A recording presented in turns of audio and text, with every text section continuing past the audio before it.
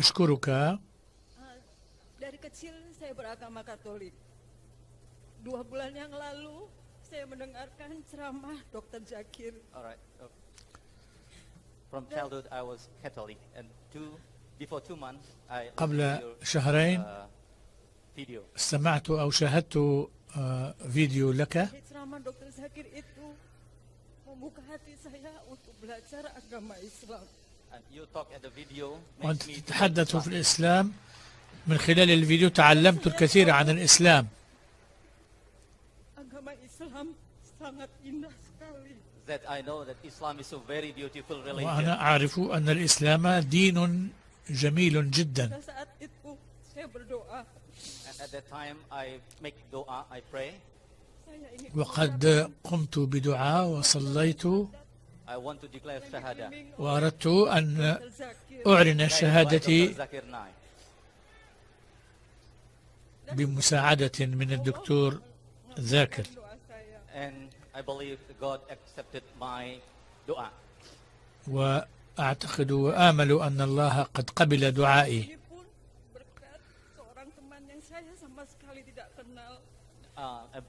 Dr. Zakir comes here. دكتور ذاكر جاء إلى هنا وقد جئت إلى هذا المكان مع شخص لا أعرفه وقد ساعدني في الحصول على تذكرة لحضور هذا الاجتماع.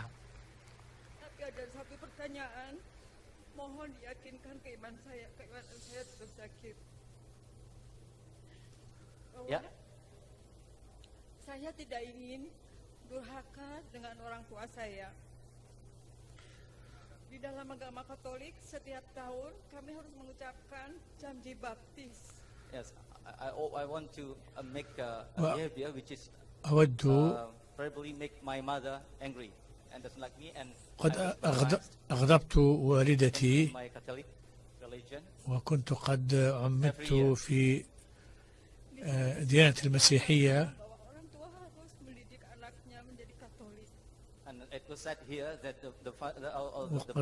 قيل هنا أن الآباء ينبغي أن يجعلوا أولادهم كاثوليكيين.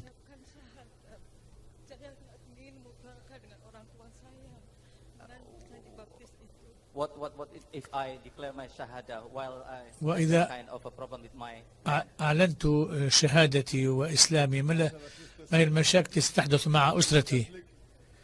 الأخت قالت أنها كاثوليكية وقد شاهدت الفيديو وقد حست أن الدين الإسلامي هو الدين الأجمل وتعتقد أن الله واحد وأن محمد رسول الله.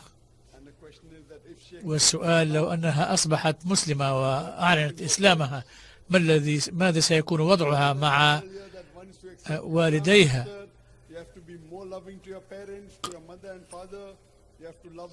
عندما تقبلين الإسلام فينبغي أن تحبي والديك وأن تسمعي كل شيء يقولونه إلا إذا كان ما يقولانه لك ضد الإسلام أو ضد المسيح. فيما عدا هاتين النقطتين ينبغي أن تحبيهما وتعتني بهما وتطيعيهما.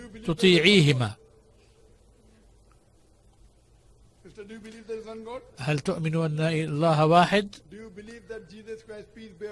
وأن المسيح عليه السلام هو رسول الله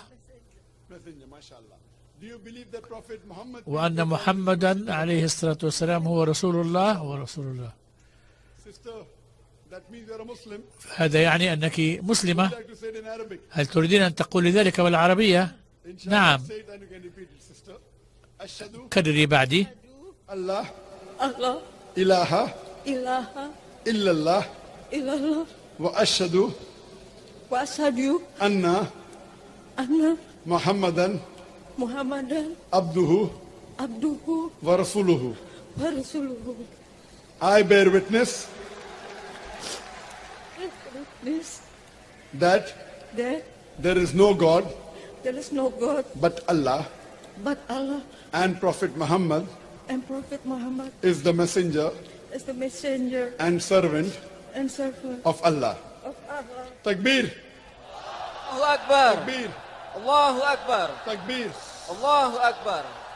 I pray to Allah subhanahu wa ta'ala. أدعو Be Jannah. الله أن Hidayah. And means يهديك of your parents.